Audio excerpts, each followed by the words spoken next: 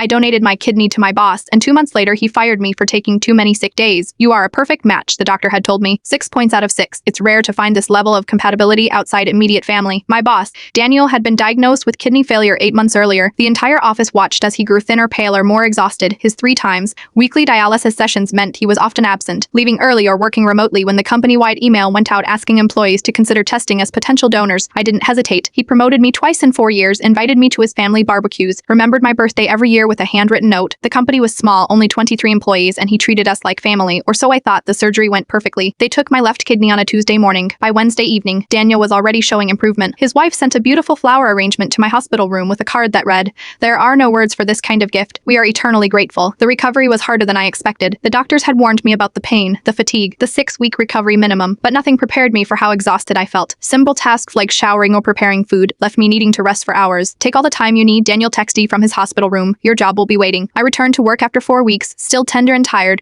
but determined to get back to normal. The first day back, the entire office had a small celebration. Jovan had ordered a cake shaped like a kidney. Daniel gave a tearful speech about second chances and gratitude, then reality set in. I couldn't work the same hours I used to by 3 p.m. I was completely drained. The doctor had warned me this could last months, that my remaining kidney was working overtime to compensate, that fatigue was normal and necessary for healing. I started leaving early twice a week for follow-up appointments. Sometimes I needed to work from home when the pain flared up. Daniel's attitude began to change. The warm smiles became tight-lipped nods. My occasional absences were met with pointed comments about commitment and reliability. 6 weeks after surgery, he called me into his office. "Look, Sarah, I appreciate what you did for me, I really do, but the company needs people who can be here consistently." I stared at him in disbelief. "I am still recovering from major surgery. I had to save your life, and I am grateful," he said, not meeting my eyes, "but business is business. We've had to redistribute your workload, and frankly, the team has found ways to function without you." 2 weeks later, I received an official warning for excessive absences. A month after that, I was fired during a Friday afternoon meeting that lasted exactly 7 minutes. The severance package was standard 2 weeks pay and a COBRA insurance form. "This isn't personal," Daniel said as I packed my desk. His color was back, his energy restored. My kidney was working perfectly for him. I didn't respond. What could I say? That I was down to my last $800 in savings because of unpaid medical bills? That my apartment lease was up for renewal and I couldn't afford the increase? That I still couldn't stand for more than an hour without feeling like I might pass out? As I walked out, his wife called my cell phone. I let it go to voicemail. "Sarah, I just heard what happened," her message said later.